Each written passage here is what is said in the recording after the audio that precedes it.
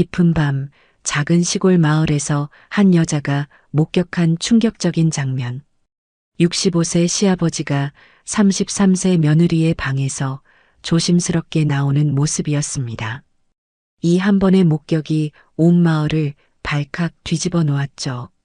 하지만 여러분, 진실은 상상 그 이상으로 충격적이었습니다. 과연 이 시아버지와 며느리 사이에 무슨 일이 벌어지고 있었던 걸까요? 지금 구독 버튼을 누르시고 이 믿기 힘든 반전 스토리를 끝까지 함께 해주세요. 댓글로 여러분의 추리도 남겨주시고요. 자, 그럼 이제 이 미스터리의 시작으로 들어가 보겠습니다. 9월의 서늘한 밤 공기가 작은 시골 마을을 감쌌습니다. 가로등 하나 제대로 없는 골목길에는 귀뚜라미 소리만이 정막을 깨뜨리고 있었죠. 김만수는 65세의 퇴직 공무원으로 평생을 성실하게 살아온 조용한 성격의 남자였습니다. 아내를 잃은 후 아들 지훈과 며느리 서진과 함께 살며 소박하지만 평온한 일상을 보내고 있었어요. 그런데 한 달 전 갑작스럽게 아들 지훈이 세상을 떠났습니다. 35세의 나이에 지병이 악화되어 심근경색으로 떠난 거였죠. 밝고 따뜻했던 아들의 빈자리는 집안을 차가운 침묵으로 채웠고 만수와 며느리 서진은 각자의 슬픔 속에서 조용히 하루하루를 버텨나가고 있었습니다. 서진은 33세의 내성적이고 예의 바른 여성이었습니다. 어린 시절 아버지를 잃고 어머니와 단둘이 살다가 남편이 세상을 떠나기 직전 어머니마저 병으로 이르며 이 세상에 혼자 남겨진 처지였어요. 이제 시아버지 만수만이 유일한 가족이었죠. 그날 밤도 평소와 다르지 않았습니다. 만수는 거실에서 뉴스를 보며 하루를 마무리하려 하고 있었고 서진은 일찍 방으로 들어가 있었어요. 시계가 밤 11시를 가리키고 있을 때였습니다. 마을 뒷골목에서는 나화자가 늦은 밤 산책을 하고 있었습니다. 62세의 나화자는 동네에서 소문을 좋아하고 전곡을 찌르는 말로 이웃들을 곤란하게 만드는 것으로 유명했죠. 나화자는 김만순의 집 앞을 지나가다 이상한 광경을 목격했습니다. 희미한 조명 아래에서 만수가 서진의 방에서 조심스럽게 나오는 모습이었어요. 미닫이 문이 천천히 닫히고 만수의 발걸음은 유난히 조용했습니다. 그리고 그의 표정에는 묘한 긴장감이 서려 있었죠. 어머, 저게 뭐야? 나화자는 깜짝 놀라며 혼자 중얼거렸습니다. 그녀는 담장 뒤에 몸을 숨기고 상황을 지켜봤어요. 만수는 잠시 마루에서 머뭇거리다가 자신의 방으로 들어갔습니다. 나화자의 마음속에는 의심의 씨앗이 뿌려졌습니다. 시아버지가 밤늦게 며느리 방에서 나오다니. 그녀는 이 장면을 마을 사람들에게 이야기하고 싶은 충동을 억누를 수 없었어요. 다음 날 아침 마을 곳곳에서는 나화자의 목소리가 들려왔습니다. 어젯밤에 말이야, 김만수 씨가 며느리 방에서 나오는 걸 봤어. 시계로 보니까 밤 11시가 넘은 시간이었다고. 마을 사람들은 처음에는 믿기지 않는다는 표정을 지었지만 나화자가 워낙 자세히 설명하자 점점 관심을 보이기 시작했어요. 설마 그럴 리가. 하지만 나화자 씨가 직접 봤다니까. 소문은 눈덩이처럼 불어났습니다. 아침 시장에서, 동네 슈퍼에서, 버스 정류장에서 사람들이 모이는 곳마다 이 이야기가 화제가 되었죠. 김만수 씨 정도로 성실한 사람이 설마. 하지만 아들 죽고 나서 집안 분위기가 많이 달라졌다더라. 마을 이장 박서방은 걱정스러운 표정으로 말했습니다. 아무리 그래도 시아버지와 며느리가. 그건 좀 아니지 않나? 하지만 미용실을 운영하는 최순자는 다른 의견이었어요. 요즘 세상에 못할 일이 어디 있어? 게다가 둘 다 외로운 처지잖아. 며칠이 지나자 소문은 더욱 구체적이 되었습니다. 밤마다 드나든다더라. 며느리가 요즘 외출도 안 한다던데. 만수 씨도 예전과 다르다고 하더라고. 한편 당사자인 만수와 서진은 이런 소문이 돌고 있다는 사실을 전혀 모르고 있었습니다. 만수는 평소처럼 아침 일찍 일어나 마당을 쓸고 서진은 조용히 집안일을 하며 하루를 보냈어요. 하지만 마을 사람들의 시선이 예전과 다르다는 것은 느낄 수 있었죠. 동네 슈퍼에 물건을 사러 간 만수는 사장의 어색한 인사를 받았습니다. 만수 씨, 요즘 어떻게 지내세요? 평소보다 말투가 어색했고 시선도 피하는 듯 했어요. 네, 그럭저럭 지내고 있습니다. 서진 역시 마찬가지였어요. 동네 아주머니들과 마주쳤을 때 평소와 다른 반응을 보이는 것을 느꼈습니다. 서진아, 요즘 많이 힘들지? 혼자 사는 거 아니니까 다행이네.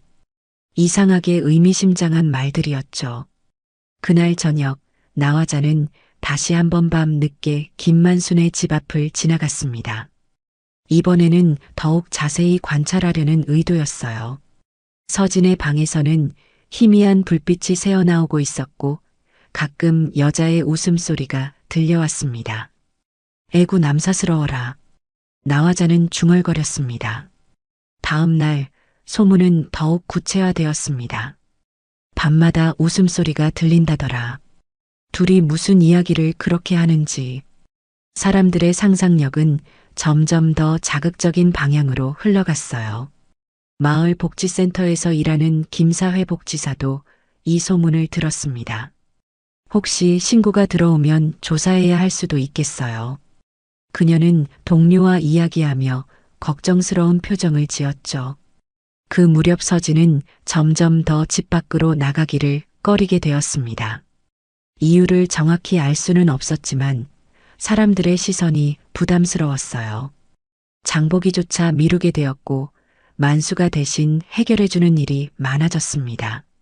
만수 역시 며느리를 걱정하는 마음이 컸습니다. 아들을 잃은 충격에서 아직 벗어나지 못한 서진을 혼자 둘 수 없었어요. 그래서 밤늦게까지 거실에 있다가 서진의 방 근처에서 소리가 나면 괜찮은지 확인하곤 했죠. 나화자는 이런저런 이야기들을 하나하나 수집하며 자신의 추측을 더욱 확신하게 되었어요. 그리고 마침내 결정적인 한마디를 던졌습니다. 내가 보기에는 저 둘 사이에 뭔가 있는 것 같아. 아무리 시아버지와 며느리라고 해도 밤마다 함께 있는 건 이상하지 않아?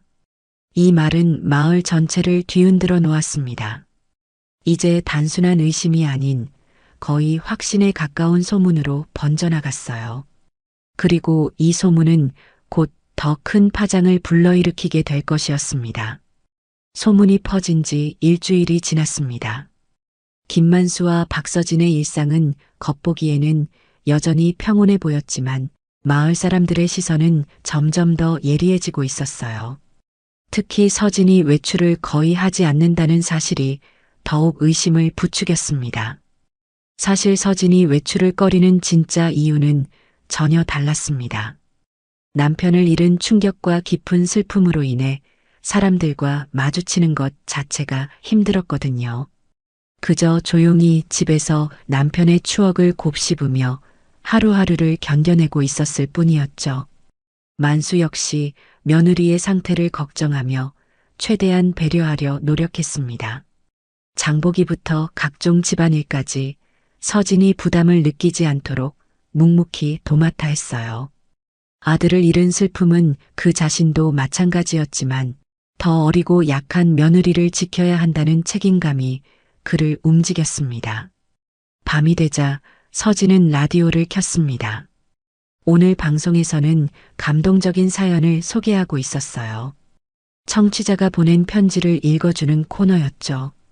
사랑하는 남편을 하늘나라로 떠나보낸 한 여성의 이야기. 서진의 눈에 눈물이 고였습니다. 방송 속 사연이 자신의 이야기 같았거든요.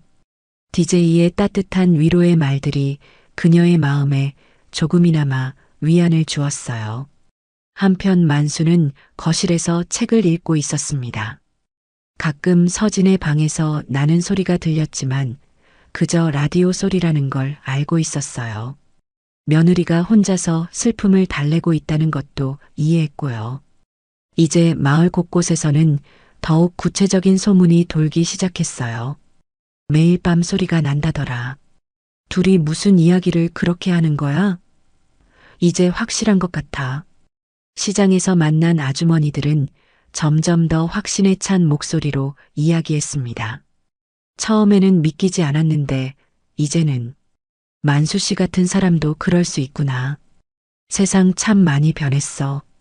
이런 소문들이 점점 더 구체화되고 확산되면서 작은 시골 마을은 하나의 큰 화제로 들썩이기 시작했습니다. 그리고 이 모든 상황의 중심에 있는 김만수와 박서진은 아직도 자신들 주변에서 벌어지고 있는 일을 전혀 모르고 있었어요. 소문이 퍼진 지 보름이 지났습니다. 김만수와 박서진을 둘러싼 의혹은 이제 마을 전체의 관심사가 되어 있었어요. 그리고 마침내 결정적인 사건이 벌어졌습니다. 어느 화요일 오후 서진은 오랜만에 집 밖으로 나섰습니다. 생필품이 떨어져서 어쩔 수 없이 읍내 백화점까지 가야 했거든요. 평소보다 단정하게 옷을 차려입고 버스를 탔지만 마음은 무거웠어요. 사람들과 마주치는 것이 여전히 부담스러웠거든요. 백화점에 도착한 서진은 필요한 물건들을 빠르게 구입했습니다. 하지만 화장실에 들렀을 때 갑자기 감정이 북받쳐 올랐어요. 거울 속에 비친 자신의 모습이 너무나 초라해 보였거든요. 남편이 없는 현실이 다시 한번 가슴을 짓눌렀습니다. 여보, 나 어떻게 살아야 해? 서진은 화장실 구석에서 목 놓아 울기 시작했어요. 그동안 꾹꾹 참아왔던 슬픔과 외로움이 한꺼번에 터져 나왔습니다. 어깨가 흔들리고 눈물이 멈추지 않았죠. 바로 그때 화장실에 들어온 사람이 있었습니다. 마을에서 조금 떨어진 곳에 사는 최순희 씨였어요. 그녀는 서진의 오열하는 모습을 보고 깜짝 놀랐습니다. 어머, 서진 씨 아니에요? 서진은 황급히 눈물을 닦으며 고개를 돌렸어요. 아, 안녕하세요. 괜찮으세요? 많이 우시네요. 순이는 걱정스러운 표정으로 물었지만 마음 한구석에서는 다른 생각이 들었어요. 혹시 그 일이 들통났나? 아, 네. 그냥 남편 생각이 나서요. 서진이 어색하게 대답했습니다. 아, 그러셨구나. 많이 힘드시겠어요. 순이는 겉으로는 위로하는 척했지만 내심으로는 이 장면을 다른 사람들에게 이야기하고 싶었죠.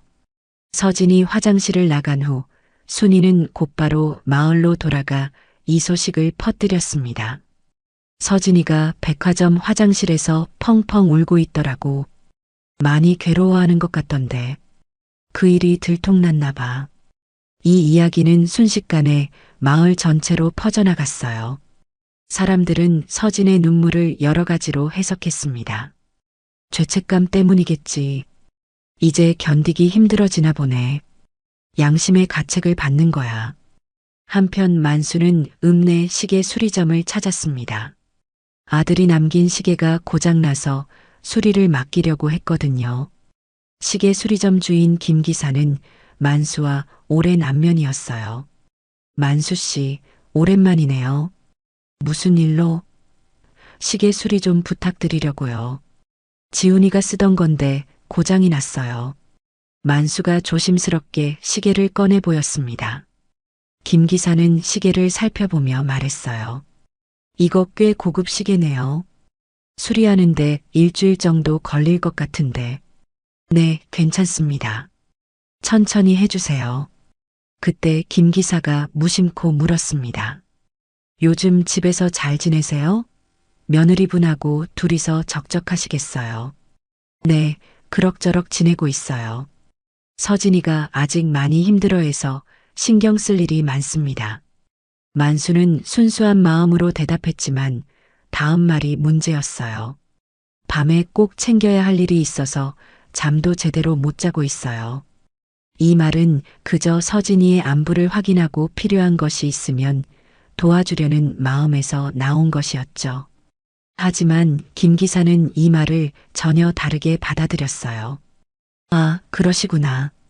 밤에 챙겨야 할 일이. 그의 표정에 미묘한 변화가 생겼습니다. 이미 마을에 도는 소문을 들어서 알고 있었거든요. 만수는 김 기사의 반응이 이상하다는 걸 느꼈지만 별다른 생각을 하지 않았어요. 시계를 맡기고 집으로 돌아갔죠.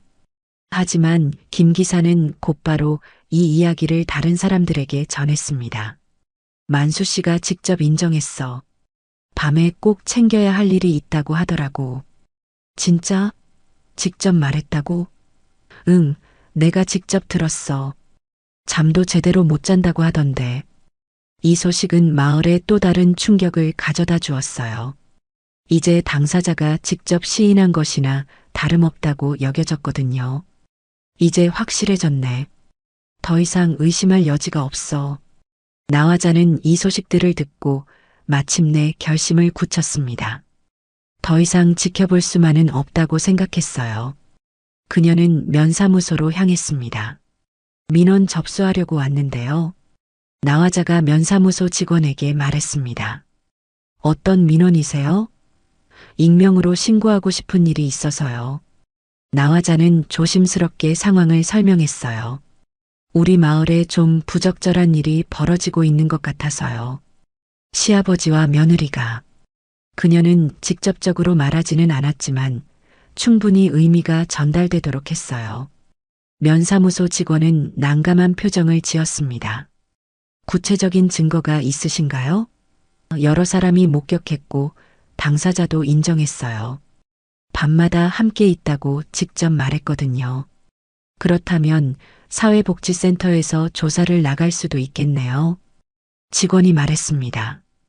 부적절한 동거 상황이라면 신고 의무가 있으니까요. 나화자는 만족스러운 표정으로 면사무소를 나왔어요. 드디어 자신이 원하던 일이 벌어지게 된 거였죠. 그날 저녁 마을 곳곳에서는 흥미진진한 대화가 오가고 있었습니다. 면사무소에 신고가 들어갔다더라. 복지센터에서 조사 나온다는데? 이제 정말 큰일 났네. 어떤 사람들은 걱정스러워했고 어떤 사람들은 호기심에 찬 표정을 지었어요. 만수 씨 정도 되는 사람이 세상에 못할 일이 어디 있어. 곧 진실이 밝혀지겠네. 한편 당사자인 만수와 서진은 여전히 아무것도 모르고 있었습니다. 만수는 평소처럼 저녁 뉴스를 보고 있었고 서진은 방에서 라디오를 들으며 하루를 마무리하고 있었어요. 하지만 곧 이들에게도 피할 수 없는 현실이 다가오게 될 것이었습니다. 복지센터의 조사, 마을 사람들의 시선, 그리고 오해가 불러온 거대한 파장이 두 사람의 평온한 일상을 완전히 뒤바꿔 놓으려 하고 있었어요. 면사무소에 신고가 들어간 지 사흘 후 드디어 복지센터에서 연락이 왔습니다. 김만수는 평소와 다름없이 마당에서 고추를 따고 있을 때 전화벨 소리를 들었어요. 여보세요. 김만수님 댁 맞나요? 정중하지만 공식적인 목소리가 들려왔습니다. 네, 맞습니다. 안녕하세요. 시군통합복지센터 김나영입니다. 실태 조사를 위해 방문하려고 하는데요. 만수는 당황했어요. 실태 조사요? 무슨 조사 말씀이신가요? 가족 구성원 관련 민원이 접수되어서 확인차 방문하는 겁니다. 내일 오전 10시경에 갈 예정인데 괜찮으실까요? 네, 괜찮습니다. 만수는 영문을 모르겠지만 일단 승낙했어요. 전화를 끊고 나서 한참을 생각했습니다. 무슨 민원이 들어왔다는 거지? 그날 저녁 만수는 서진에게 복지센터 방문 소식을 전했어요. 서진아, 내일 복지센터에서 사람이 온다고 하네. 복지센터요? 왜요? 서진도 의아해했습니다. 가족 구성원 관련 민원이 들어왔다고 하는데 뭔지 모르겠어. 혹시 제가 뭔가 신청해야 할 게 있었나요? 서진은 혹시 자신이 놓친 행정 처리가 있나 걱정했어요. 아마 아들 관련 서류 정리하는 일일 거야. 걱정하지 마. 만수는 서진을 안심시키려 했지만 마음 한구석이 불편했어요. 뭔가 석연치 않은 느낌이 들었거든요. 다음 날 오전 9시 50분, 김나영 사회복지사와 동료 박진수 복지사가 김만순의 집 앞에 도착했습니다. 두 사람은 공문서 가방을 들고 진지한 표정을 짓고 있었어요. 마을 사람들이 하나둘 모여들기 시작했습니다. 드디어 왔네. 뭐가 나올지 궁금하다. 나화자는 집 앞 담장 뒤에서 상황을 지켜보고 있었어요. 가슴이 두근거렸습니다. 안녕하세요. 어제 연락드린 김나영입니다. 복지사가 정중하게 인사했습니다. 만수가 대문을 열고 맞이했어요.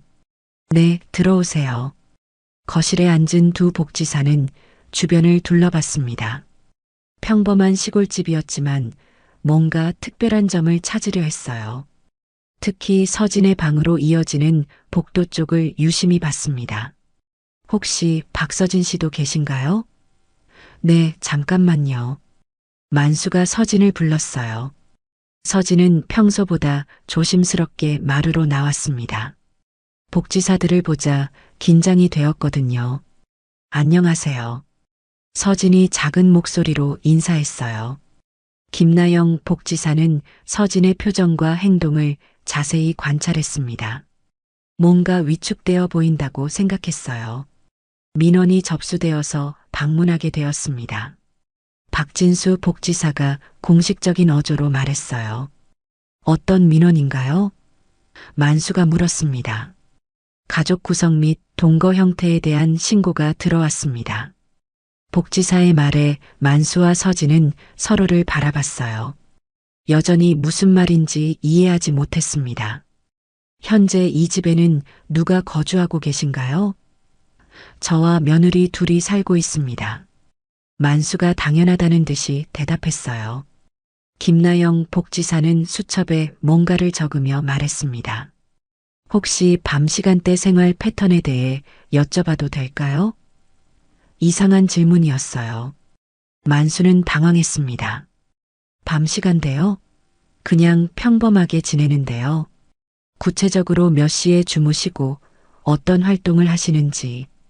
복지사의 질문이 점점 더 구체적이 되었어요. 서진은 이 상황이 너무 당황스러웠습니다.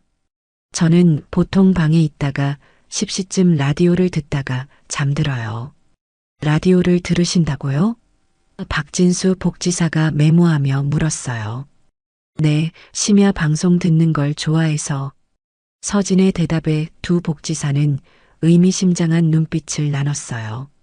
이미 들은 정보와 일치한다고 생각했거든요. 혹시 밤에 다른 활동은 없으신가요? 김나영 복지사가 추가로 물었습니다. 다른 활동이요? 만수가 되물었어요. 예를 들어 서로 방을 왕래한다거나. 이 질문에 만수는 깜짝 놀랐습니다. 아, 가끔 서진이 상태를 확인하러 가긴 합니다. 아직 많이 힘들어해서. 이 대답이 복지사들에게는 결정적인 증언으로 들렸어요. 상태를 확인하러 간다는 것이 혼자 두면 안 될 것 같아서요. 아들을 잃은 충격이 워낙 커서. 만수의 선의는 완전히 다른 의미로 해석되었습니다. 복지사들은 집안을 둘러보고 싶다고 요청했어요. 실태 조사 차원에서 거주 환경을 확인해야 합니다. 만수는 별 수 없이 승낙했죠.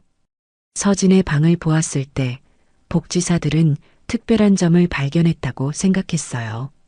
창문에 이중으로 쳐진 커튼, 라디오가 놓인 침대 옆 탁자, 그리고 뭔가 은밀한 분위기라고 느꼈거든요. 사실 이중 커튼은 서진이 햇빛에 민감해서 친 것이었고, 라디오는 그녀의 유일한 위안이었을 뿐이었어요. 하지만 선입견을 가진 눈에는 모든 것이 의심스럽게 보였습니다. 혹시 서진 씨와 개별 면담이 가능할까요? 김나영 복지사가 요청했어요. 개별 면담요? 만수가 당황했습니다. 네, 개인적인 상황을 더 자세히 들어보고 싶어서요. 서진은 더욱 위축되었어요. 왜 자신만 따로 면담을 하려는지 이해할 수 없었거든요. 제가 뭔가 잘못했나요? 아니에요. 단순한 확인 절차입니다. 그때 갑자기 집 주변이 시끄러워지면서 동네 사람 몇 명이 들이닥쳤습니다. 나화자가 대표로 나서서 말했죠. 더는 남사스러워서 그냥 못 봐주겠네. 도대체 아들 죽은 지 얼마나 되었다고 시아버지랑 며느리가 밤마다. 작은 마을에서 이래도 되는 거예요? 만수와 서진은 서로 마주보며 무슨 소리를 하는 것이냐는 표정을 지었습니다. 하지만 곧 그들이 말하는 의미를 알게 되었죠. 나화자를 비롯해 몇 명의 마을 사람들이 비난과 호기심이 뒤섞인 표정으로 작혀보고 있었어요. 그 순간 서진은 더 이상 참을 수 없었습니다. 지난 몇 주간 쌓여온 스트레스와 혼란이 한꺼번에 터져나왔어요. 서진의 눈에 눈물이 고이기 시작했어요. 남편 잃고 혼자 된 것도 힘든데 왜 다들 저를 그런 눈으로 보는 거예요? 그녀의 목소리가 점점 높아졌습니다. 만수는 서진의 모습을 보며 마음이 아팠어요. 서진아, 진정해. 아니에요. 서진이 갑자기 소리쳤습니다. 저는 더 이상 이렇게 살 수 없어요. 서진은 마침내 입을 열었습니다. 그동안 숨겨왔던 진실을, 아무에게도 말하지 못했던 자신의 비밀을 털어놓기 시작했어요. 제가 공황장애가 있어요. 서진의 첫마디에 그곳에 모였던 사람들은 깜짝 놀랐습니다. 공황장애? 네, 친정 엄마가 돌아가시고부터 시작됐는데 남편이 죽은 이후로는 더 심해졌어요. 서진의 목소리가 떨렸어요. 밤마다 갑자기 숨이 막히고 심장이 터질 것 같아요. 죽을 것 같은 공포가 밀려와서 그녀의 눈에서 눈물이 흘러내렸습니다. 그래서 아버님은 매일 밤 제가 괜찮은지 확인해 주세요. 제가 숨을 제대로 쉴 수 있도록 도와주시고 발작이 올 때마다 곁에서 지켜봐 주세요. 만수는 고개를 끄덕였습니다. 아들이 죽기 전에 나에게 간곡히 부탁하더군요. 서진이를 혼자 두지 말아달라고, 밤에 꼭 지켜봐 달라고 말입니다. 서진이 더욱 자세히 설명했어요. 발작이 오면 제가 정신을 잃을 수도 있거든요. 그래서 아버님이 밤마다 제 방 앞에서 기다려주세요. 혹시 모를 상황에 대비해서. 바로 그때 만수는 주머니에서 낡은 녹음기를 꺼냈어요. 서진아, 이걸 들어봐. 뭐예요? 지훈이가 죽기 전에 녹음해 둔 거야. 만수가 재생 버튼을 눌렀습니다. 곧 지훈의 목소리가 흘러나왔어요. 목소리는 약했지만 간절함이 담겨 있었습니다. 아버지, 제가 부탁드릴 게 있어요. 지훈의 목소리에 서진은 눈물을 쏟기 시작했어요. 서진이가 공황장애가 있어요. 밤마다 발작이 와서 정말 심해요. 아버지, 제발 서진이를 지켜주세요. 제가 없어도 서진이가 혼자 무서워하지 않도록 밤에 꼭 곁에 있어 주세요. 부탁합니다. 지훈의 간절한 목소리가 계속 이어졌어요. 서진이는 자존심이 세서 다른 사람에게 도움을 요청하지 못해요. 하지만 아버지만은 믿고 의지할 거예요. 제발 서진이를 부탁드려요. 녹음이 끝나자 거실은 깊은 침묵에 빠졌습니다. 서진은 눈물을 멈출 수 없었어요. 지훈 씨가 그런 말을. 서진은 더욱 크게 울었어요. 죄송해요, 아버님. 제 때문에 오해받게 해서. 아니야, 서진아. 이건 아무도 잘못이 없어. 사람들이 모르고 오해한 거야. 만수가 이어서 말했습니다. 제가 서진이 방을 드나든 것은 발작을 확인하고 도와주기 위해서였습니다. 밤에 들리던 소리는 서진이가 듣는 라디오 방송이었고요. 두 사람의 이야기를 듣고 있던 마을 사람들은 모두 한동안 침묵에 빠졌습니다. 제일 먼저 침묵을 깬 것은 나화자였습니다. 그녀는 눈물을 훔치며 나섰습니다. 제가 너무 성급했습니다. 정말 죄송해요. 그녀는 자신이 얼마나 큰 잘못을 했는지 깨달았어요. 부녀회장이 서진에게 다가갔어요. 서진 씨, 혼자 그런 고생을 하고 계셨군요. 몰라서 미안해요. 아니에요. 제가 말하지 않아서. 사람들이 하나둘 일어나서 만수와 서진에게 사과하기 시작했어요. 정말 죄송합니다. 오해해서 미안해요. 앞으로 도와드릴게요. 집을 나서며 나화자가 만수에게 말했어요. 만수 씨, 정말 훌륭한 아버지세요. 그리고 지훈 씨도 정말 좋은 아들이었네요. 그녀의 목소리에는 진심 어린 존경이 담겨 있었어요. 그날 밤 마을은 완전히 달라져 있었습니다. 오해는 풀렸고 진실은 밝혀졌어요. 그리고 무엇보다 서진은 더 이상 혼자가 아니라는 것을 알게 되었습니다. 진실이 밝혀진 지 한 달이 지났습니다. 마을의 분위기는 완전히 달라져 있었어요. 사람들은 이제 김만수와 박서진을 따뜻한 시선으로 바라봤고 오히려 더욱 세심하게 배려해 주었습니다. 복지센터의 도움으로 서진은 정식으로 공황장애 치료를 받기 시작했어요. 읍내 병원에서 상담 치료와 약물 치료를 병행하며 조금씩 나아지고 있었습니다. 무엇보다 자신의 병을 숨기지 않게 되면서 마음이 한결 가벼워졌죠. 서진아, 오늘은 어때? 만수가 병원에서 돌아온 서진에게 물었어요. 많이 좋아졌어요, 아버님. 의사 선생님도 회복 속도가 빠르다고 하시더라고요. 정말로 서진은 눈에 띄게 달라져 있었어요. 얼굴에 생기가 돌았고 목소리도 이전보다 밝아졌습니다. 무엇보다 밤에 라디오 없이도 잠들 수 있는 날이 늘어났어요. 지난주부터는 발작도 거의 없었어요. 서진이 미소 지으며 말했습니다. 정말 다행이다. 지훈이도 하늘에서 기뻐할 거야. 만수의 목소리에도 안도감이 묻어 있었어요. 어느 화창한 봄날 오후 서진은 오랜만에 마을을 산책했습니다. 예전에는 사람들의 시선이 두려워 밖으로 나오기를 꺼렸지만 이제는 당당하게 걸을 수 있었어요. 서진아, 나화자가 멀리서 손을 흔들며 다가왔습니다. 예전에는 피하고 싶었던 사람이지만 이제는 마음 편하게 마주할 수 있었어요. 아주머니, 안녕하세요. 요즘 정말 좋아 보인다. 치료 효과가 있나 보네. 나화자의 목소리에는 진심 어린 걱정과 관심이 담겨 있었어요. 네, 많이 좋아졌어요. 아주머니도 그동안 신경 써주셔서 감사해요. 서진이 고마움을 표현했습니다. 사실 나화자는 진실이 밝혀진 후 누구보다 서진을 챙겨주고 있었거든요. 우리가 오해해서 정말 미안했어. 앞으로는 힘든 일 있으면 언제든 말해. 고맙습니다. 집으로 돌아오는 길에 서진은 문득 멈춰 섰어요. 마을 입구에 있는 버스 정류장을 바라보며 깊은 생각에 잠겼습니다. 그곳에는 서울행 버스 시간표가 붙어 있었어요.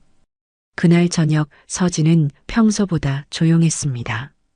저녁 식사를 마치고도 뭔가 말하고 싶어 하는 듯한 표정이었어요. 만수는 며느리의 변화를 눈치챘습니다. 서진아, 무슨 생각을 하고 있니? 아버님. 서진이 조심스럽게 입을 열었어요. 제가 말씀드릴 게 있어요. 그래, 뭔지 말해봐. 만수가 따뜻하게 격려했습니다. 서진은 잠시 망설이다가 결심한 듯 말했어요. 아버님, 제 삶을 다시 시작해보고 싶어요. 이 말에 만수는 약간 놀랐지만 한편으로는 예상했던 일이기도 했어요. 어떤 뜻인지 좀 더 자세히 말해줄래? 서울에 있는 대학 동기가 작은 책방을 운영하고 있어요. 얼마 전에 연락이 왔는데 함께 일할 사람을 찾고 있다고 하더라고요. 서진의 목소리에는 설렘이 담겨 있었어요. 제가 책을 정말 좋아하잖아요. 예전부터 그런 일을 해보고 싶었거든요. 만수는 잠시 생각에 잠겼습니다. 한편으로는 며느리가 새로운 삶을 시작하려는 의지를 보이는 것이 기뻤지만 다른 한편으로는 혼자 남게 될 자신을 생각하니 아쉬웠어요. 아직 완전히 나은 건 아니잖아. 혼자서 괜찮겠어? 만수의 걱정 어린 목소리였습니다. 네, 의사 선생님도 환경을 바꾸는 것이 도움이 될 거라고 하셨어요.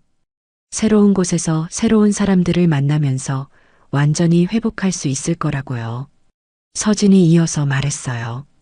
그리고 여기 있으면 계속 남편 생각만 나고 슬픈 기억들에서 벗어나기 어려워요. 물론 좋은 기억들도 많지만 만수는 서진의 마음을 이해했습니다.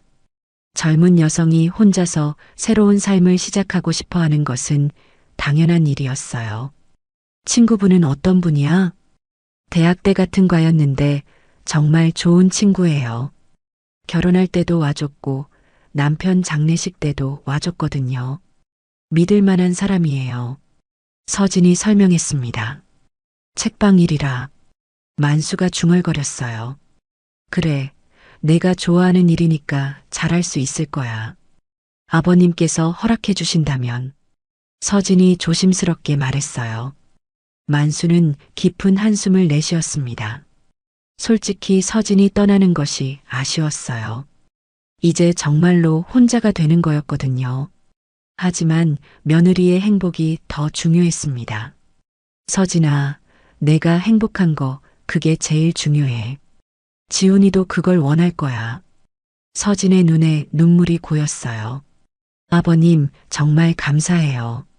아버님이 아니었다면 저는 정말 어떻게 됐을지 몰라요. 고마워할 것 없어. 가족이잖아. 만수가 따뜻하게 말했습니다. 그런데 언제 떠날 생각이야? 다음 주쯤. 너무 급한가요? 아니야, 결정했으면 빨리 시작하는 게 좋지. 그날 밤 서진은 짐을 정리하기 시작했어요. 많지 않은 짐이었지만 하나하나가 소중한 추억이었습니다. 남편과의 사진, 결혼 반지, 그리고 이곳에서의 기억들. 만수는 거실에서 혼자 앉아 생각에 잠겨 있었어요. 아내를 잃고 아들을 잃고 이제 며느리까지 떠나보내야 하는 현실이 무겁게 다가왔습니다. 하지만 동시에 뿌듯함도 느꼈어요. 아들의 마지막 부탁을 지켜냈고 며느리가 다시 일어설 수 있도록 도왔으니까요. 이제 서진은 새로운 삶을 시작할 준비가 되어 있었어요. 지훈아, 아빠가 약속 지켰다. 서진이가 이제 혼자서도 잘 살아갈 수 있을 거야. 만수가 하늘을 보며 중얼거렸습니다. 며칠 후 마을 사람들은 서진의 서울행 소식을 들었어요. 모두들 아쉬워하면서도 응원해 주었습니다. 새로운 곳에서 좋은 일만 있을 거야. 가끔 소식 전해줘. 나화자는 서진에게 직접 만든 김치를 가져다 주며 말했어요. 서울 가서 힘들면 언제든 연락해. 우리가 도와줄 수 있는 건 뭐든지 할게. 출발을 하루 앞둔 저녁, 서진과 만수는 마지막 저녁 식사를 함께 했습니다. 식탁에는 평소보다 많은 음식이 차려져 있었어요. 만수가 며느리를 위해 특별히 준비한 것이었죠. 아버님, 정말 많이 해주셨어요. 별것 아니야. 마지막이잖아.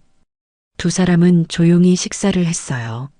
말은 많지 않았지만 서로에 대한 고마움과 애정이 가득했습니다.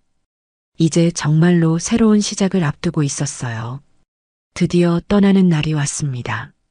서울행 버스가 오후 2시에 출발 예정이었어요. 서진은 새벽부터 마지막 짐 정리를 하며 복잡한 마음을 달래고 있었습니다. 만수는 평소보다 일찍 일어나 서진을 위한 마지막 아침 식사를 준비했어요. 서진이 좋아하는 된장찌개와 김치볶음, 그리고 갓 구운 계란말이까지 정성이 가득 담긴 상차림이었습니다. 아버님, 이렇게까지 하실 필요 없는데. 서진이 미안한 마음으로 말했어요. 마지막인데 뭘 많이 먹어둬야지. 만수의 목소리에는 아쉬움이 가득했습니다. 식사를 하며 두 사람은 지난 시간들을 되돌아봤어요. 처음에 이 집에 왔을 때가 생각나네요. 서진이 말했습니다. 그때 참 어색했지. 서로 뭘 말해야 할지 몰라서. 지금 생각해보면 그 시간들이 모두 소중했어요. 서진의 목소리가 잠시 떨렸어요. 나도 그래. 지훈이가 좋은 사람을 아내로 만났구나 싶었어. 오전 11시경 마을 사람들이 하나둘 작별 인사를 하러 왔습니다. 제일 먼저 온 사람은 나화자였어요. 그녀는 정성스럽게 포장한 도시락을 서진에게 건넸습니다. 길에서 배고프면 먹어. 우리 시골 맛이라 입에 안 맞을 수도 있지만. 고마워요, 아주머니. 정말 맛있게 먹을게요. 서진이 진심으로 고마워했어요. 이장과 부녀회장도 와서 인사를 나눴습니다. 서울 가서도 건강 잘 챙기고 좋은 소식 자주 전해줘. 마을 사람들의 따뜻한 배웅이 이어졌어요. 복지센터 김나영 사회복지사도 마지막 인사를 하러 왔습니다. 서진 씨, 서울에서도 치료 꾸준히 받으세요. 제가 소개해드린 병원 꼭 가시고요. 네, 잊지 않을게요. 그동안 정말 감사했어요. 12시가 되자 서진은 마지막으로 남편의 사진 앞에 섰습니다. 집안 제일 좋은 자리에 모셔둔 지훈의 영정이었어요. 여보, 나 이제 새로운 곳으로 가. 아프지 말고 기다려줘. 서진의 눈에서 눈물이 흘러내렸습니다. 하지만 이번 눈물은 슬픔만이 아니었어요. 감사함과 희망이 함께 담긴 눈물이었습니다. 만수가 조용히 다가와 서진의 어깨에 손을 얹었어요. 지훈이도 내가 새로운 삶을 시작하는 걸 기뻐할 거야. 네, 아버님. 정말 고마워요. 오후 1시 30분, 드디어 버스 정류장으로 향할 시간이 되었습니다. 서진의 짐은 큰 가방 하나와 작은 보조 가방이 전부였어요. 많지 않았지만 새로운 시작에는 충분했습니다. 정류장까지 가는 길에 마을 사람들이 줄지어 서서 배웅했어요. 잘 가. 건강해. 좋은 소식 기다릴게. 따뜻한 응원의 목소리들이 서진의 등을 밀어주었습니다. 정류장에 도착하니 서울행 버스가 이미 와 있었어요. 운전기사가 친절하게 짐을 실어주었습니다. 어디까지 가시나요? 서울 고속버스 터미널까지요. 이제 정말 마지막 순간이었습니다. 만수와 서진은 서로를 바라보며 할 말을 찾고 있었어요. 길고도 짧았던 시간들, 오해와 이해, 슬픔과 치유의 과정들이 머릿속을 스쳐 지나갔습니다. 아버님, 정말 감사했어요. 서진이 먼저 입을 열었어요. 아버님이 아니었다면 저는 정말 어떻게 됐을지 몰라요. 고마워할 건 나야. 내가 있어서 이 집이 따뜻했어. 만수의 목소리도 떨렸어요. 그리고 지훈이의 마지막 부탁을 지킬 수 있게 해줘서 고마워. 승차하세요. 운전기사의 안내 방송이 울렸어요. 더 이상 미룰 수 없는 순간이었습니다. 서진이 만수를 꼭 껴안았어요. 아버님, 건강하세요. 자주 연락드릴게요. 그래, 서울 가서 행복하게 살아. 그게 제일 중요해. 서진이 버스에 올랐습니다. 창가 자리에 앉아 창문을 열고 손을 흔들었어요. 만수도 플랫폼에서 두 손을 들어 흔들어 주었습니다. 출발합니다. 운전기사의 마지막 안내와 함께 버스가 천천히 움직이기 시작했어요. 서진은 창문 너머로 점점 작아지는 만수의 모습을 바라봤습니다. 마을이 멀어질수록 서진의 마음은 복잡했어요. 아쉬움과 설렘이 동시에 밀려왔습니다.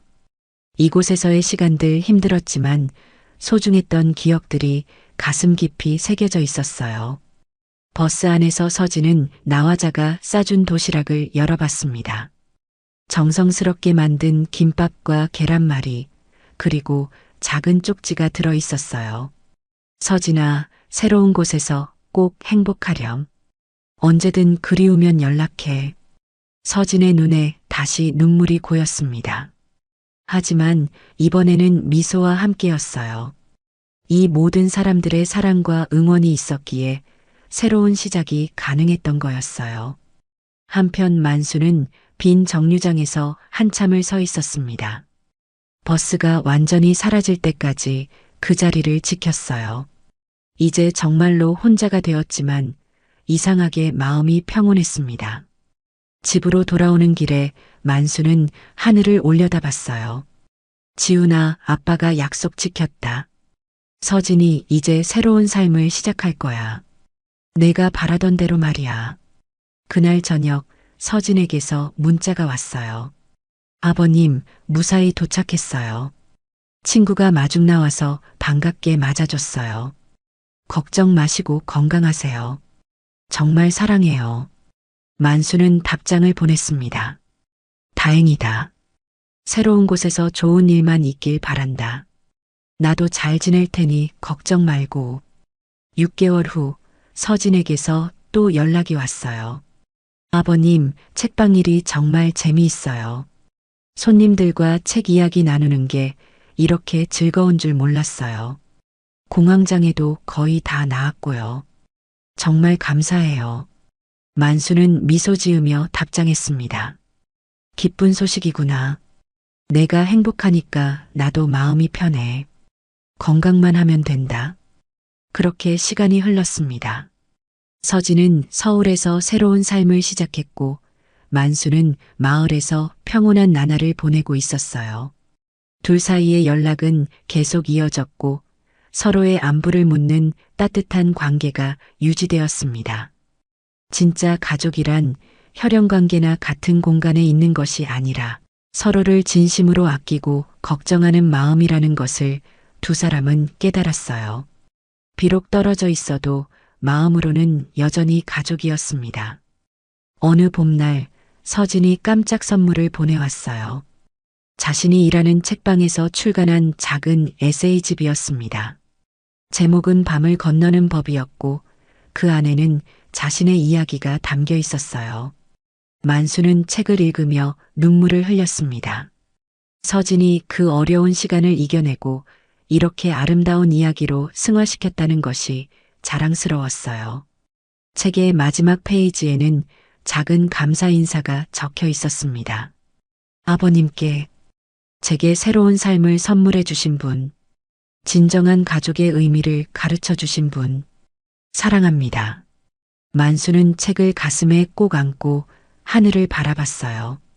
지훈아, 우리 서진이가 정말 훌륭한 사람이 됐구나. 너도 자랑스럽지? 그렇게 두 사람의 인생은 각자의 길에서 계속 이어져 갔습니다. 오해로 시작된 이야기였지만 결국은 진정한 가족의 사랑으로 마무리된 아름다운 여정이었어요. 오늘 이야기를 끝까지 들어주셔서 감사합니다. 영상 보시고 느끼신 감정, 댓글로 함께 나눠주세요. 여러분의 한마디가 누군가에겐 큰 위로가 될 수 있습니다. 영상이 마음에 드셨다면 구독과 좋아요로 응원 부탁드립니다. 아내가 혼자 친구들과 해외여행을 마치고 돌아온 날 현관문이 열리며 화려한 옷차림에 쇼핑백을 든 아내가 들어왔습니다. 피부는 햇볕에 그을렸지만 표정은 환했습니다. 하지만 아내는 잠시 후 또다시 폭풍 잔소리를 쏟아냈습니다. 이걸 이렇게 하면 어떡하냐? 빨래는 왜 이렇게 하고 바닥 청소는 하기는 했어? 여행 갔다 와서 집이 깨끗하면 얼마나 기분이 좋겠냐고. 아, 정말 싫다. 아내는 사사건건 트집을 잡았고 남편에게 잘 지냈어? 라는 말 한마디 없었습니다. 오늘이다. 더는 미루지 말자. 드디어 남편은 조용히 말을 꺼냈습니다. 여보, 우리 이쯤에서 그만하자. 영숙은 순간 눈을 크게 떴습니다. 뭐라고? 그만하자고? 당신 무슨 소리 하는 거야? 성수는 담담하게 말했습니다. 40년을 함께 살았어. 하지만 이제는 더는 존중받지 못하는 삶을 살고 싶지 않아. 나는 그동안 남편이 아니라 그저 돈 버는 기계로만 취급받아 왔어. 내가 어떻게 해도 당신 마음에 안 들고 당신도 나 없이 혼자 사는 게 더 편하다고 했잖아. 나도 이제 내 남은 인생은 나를 위해 쓰고 싶어. 이야기가 궁금하시다면 구독과 좋아요 눌러주시고 댓글로 함께 소통해 주시면 더 좋은 영상을 만드는데 큰 힘이 됩니다. 따사로운 늦가을에 햇살이 커튼 틈을 비집고 들어와 거실 마룻바닥에 가늘고 긴 빗줄기를 만들었습니다. 66세의 성수는 습관처럼 새벽 6시에 눈을 떴습니다. 30년이 넘는 공직 생활 동안 몸에 밴 규칙적인 습관은 은퇴 후에도 좀처럼 사라지지 않았습니다. 이불을 조용히 걷고 침대에서 내려와 거실로 향했습니다. 부스럭거리는 소리가 영숙의 잠을 깨울까 조심스러웠습니다. 따뜻한 물을 끓여 믹스커피 한 잔을 타서 창가에 앉으니 아침 신문이 성수의 손에 잡혔습니다.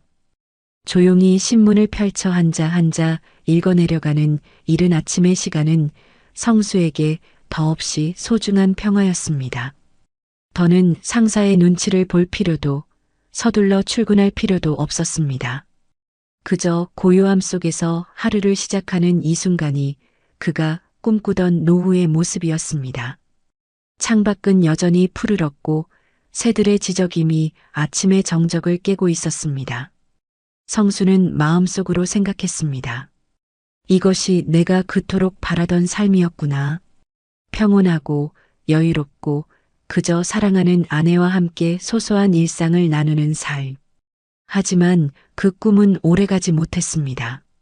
성수의 소중한 평화는 아내 영숙이 잠에서 깨어나면서 산산조각 났습니다. 영숙은 거실로 나오자마자 성수를 향해 차가운 눈빛을 던졌습니다. 영숙은 성수에게 다가와 굳은 표정으로 서 있었습니다. 당신 또 일찍 일어났네? 이제 할 일도 없는데 뭘 그렇게 바지런히 움직여? 한가한 사람이 아침부터 빈둥거리는 것도 눈치 보이지 않아? 영숙의 말투는 칼날처럼 날카로웠습니다. 성수는 멍하니 그녀를 바라보았습니다. 그는 출근 준비를 하지 않는 자신의 모습이 영숙의 눈에 얼마나 거슬리는지 그제야 깨달았습니다. 빈둥거린다는 단어가 가슴에 깊이 박혔습니다. 30년 넘게 한 번도 지각하지 않고 성실하게 살아온 자신에게 영숙이 내뱉은 첫마디가 고작 이것이라니. 말로 다 할 수 없는 서운함이 그의 마음을 파고들었습니다. 성수는 처음에는 영숙의 마음을 헤아리려 노력했습니다. 영숙도 30년 동안 남편이 출근한 빈집을 홀로 지키다. 갑자기 계속 집에 있는 남편이 답답할 수도 있다고 생각했습니다. 그래서 그는 집안일이라도 도우려 나섰습니다. 아침 식사 후 설거지를 하고 빨래를 개고 영숙이 좋아하는 장을 보러 다녔습니다. 성수는 영숙의 마음을 풀어주려 헌신적으로 노력했습니다. 하지만 그럴수록 영숙의 불만은 커져만 갔습니다. 성수가 아무리 노력해도 영숙의 잔소리는 끝이 없었습니다. 빨래를 개면 아이고 그걸 빨래라고겠어?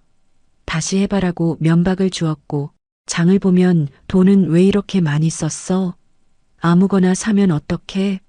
라며 성수의 노력을 폄하했습니다.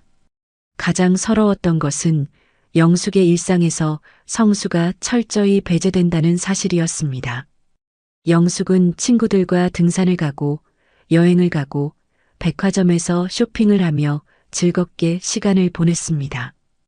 영숙의 사회관계망 서비스에 올라오는 사진들은 항상 웃음꽃이 만발했습니다.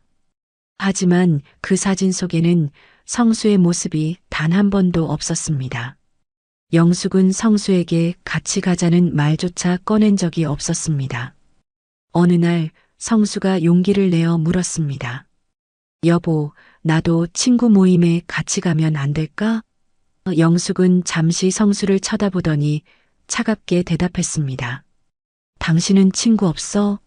당신도 친구들 만나러 나가. 그리고 거긴 여자들끼리 만나는 자리야. 할 일 없으면 그냥 집에서 쉬고 있어요. 영숙의 말에 성수는 아무 말도 할 수 없었습니다. 그는 영숙에게 함께 시간을 보내고 싶은 동반자가 아니라 그저 집을 지키는 사람일 뿐이라는 것을 깨달았습니다. 혼자 남겨진 빈집에서 그는 멍하니 앉아 시간을 보냈습니다. 텔레비전을 켜도 책을 읽어도 아무런 즐거움을 느낄 수 없었습니다. 오직 외로움과 서운함만이 그의 마음속에 깊게 쌓여갔습니다. 그동안 그가 영숙과 함께 행복한 노후를 보낼 것이라 기대했던 모든 희망들이 거대한 환상이었음을 깨닫게 되었습니다. 그는 자신이 홀로 텅 빈 집에 남겨진 채 무의미한 시간을 보내고 있다는 사실에 깊은 절망감을 느꼈습니다. 성수는 거실 소파에 앉아 멍하니 창밖을 바라보며 자신의 인생이 이대로 끝나는 것은 아닌지 스스로에게 질문했습니다. 하지만 그 질문에 대한 답은 쉽게 찾을 수 없었습니다. 그는 그저 영숙이 돌아오기를 기다리며 무거운 시간을 견뎌냈습니다. 영숙은 그런 성수의 마음을 전혀 모르는 듯 자신의 삶을 즐기고 있었습니다. 성수는 자신이 투명 인간이 된 것 같은 기분을 느꼈습니다. 성수는 영숙의 입장을 이해하려 애썼습니다.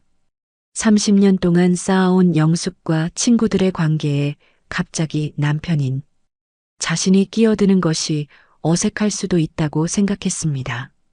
하지만 정말 가끔이라도 단 한 번이라도 같이 가자는 말 한마디가 그렇게 어려웠을까 하는 서운함은 쉽게 사라지지 않았습니다. 그는 은퇴하면 영숙과 함께 손을 잡고 영화를 보고 맛있는 음식을 먹으며 못다한 데이트를 즐길 수 있을 거라 기대했습니다. 하지만 그것은 오직 자신만의 착각이었음을 시간이 흐를수록 더욱 절감했습니다. 어느 날 점심때가 되자 영숙은 성수에게 차가운 목소리로 말했습니다. 이젠 삼시세끼 챙겨주는 것도 지겹다. 나도 지쳤어. 이제 당신이 알아서 먹어요. 성수는 그 말에 조용히 부엌으로 가 라면을 끓였습니다. 그는 별것 아닌 일이라고 생각했습니다. 라면 하나 끓이는 것쯤이야 혼자서도 충분히 할 수 있는 나이였기 때문입니다. 하지만 그 모습을 본 영숙은 성수를 보며 비아냥거리듯 말했습니다. 당신은 혼자 입만 챙겨서 좋겠다. 가족들 식사는 생각하지 않아도 되니까 말이야. 순간 성수의 젓가락이 멈추었습니다. 그는 차려달라고 한 적도 없었고 오히려 혼자 알아서 먹으라고 해서 그렇게 한 것인데 그마저도 영숙의 비난을 듣는 현실에 성수는 말문이 막혔습니다. 도대체 어떻게 하라는 거야? 차리기 싫다면서 먹지도 말라는 거야? 성수는 속으로 외쳤지만 입 밖으로는 한마디도 내뱉지 못했습니다. 40년을 함께 산 아내와 라면 한 그릇 때문에 싸우고 싶지는 않았기 때문입니다. 그날 이후 성수는 밥을 먹을 때마다 영숙의 눈치를 보게 되었습니다. 뭘 먹어도 어떻게 먹어도 영숙의 비난 대상이 될 것만 같은 기분이 들었습니다. 차라리 영숙이 외출했을 때가 마음 편할 정도였습니다. 젊은 시절부터 틈틈이 낚시를 즐겼던 성수는 은퇴 후에는 더 자주 취미 생활을 즐길 수 있을 거라 생각했습니다. 하지만 그것조차 쉽지 않았습니다. 낚시를 가려고 하면 영숙은 또 돈 쓰러 나가는 거야? 돈 안 드는 취미 생활도 많은데 굳이 돈 써가면서 해야 해? 라며 못마땅한 표정을 지었습니다. 영숙의 날 선 눈초리가 부담스러워 결국 낚싯대를 접어야 했습니다. 서예를 배우고 싶어서 동네 문화센터에 등록하겠다고 했을 때도 마찬가지였습니다. 나이 들어서 쓸데없는데 돈 쓰지 마. 지금 서예 배워서 뭐 할 건데? 돈도 안 되는 거. 그 돈이면 생활비에 보태지. 기타를 배워볼까 싶어 중고 기타를 알아봤을 때도 영숙의 반응은 똑같았습니다. 이 나이에 당신 취미 생활에 돈 쓸 여유가 어디 있어? 차라리 나 같으면 그 시간에 아르바이트라도 해서 돈이나 더 벌어오겠다. 그 순간 성수는 비참한 현실을 깨달았습니다. 영숙의 눈에 그는 더 이상 살아가는 사람이 아니라 여전히 돈을 벌어오는 기계일 뿐이었습니다. 30년 공직 생활을 마치고 연금을 받으며 소소한 취미 생활이라도 즐기고 싶었는데 그것조차 영숙에게는 사치였던 것입니다. 물론 영숙의 걱정도 이해는 되었습니다. 앞으로 의료비가 많이 들고 물가도 계속 오르니 생활비가 부족할 수도 있다는 불안감일 것입니다.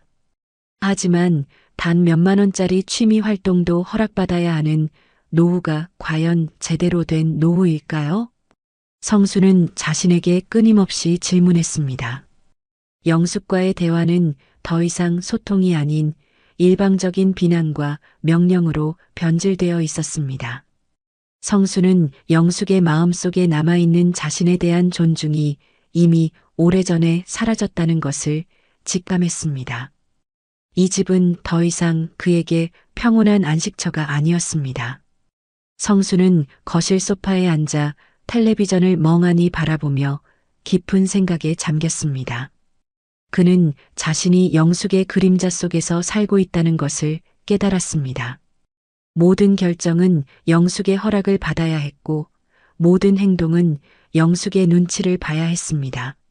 그는 자신이 살아온 삶이 영숙의 삶에 종속되어 있었다는 사실에 깊은 슬픔을 느꼈습니다.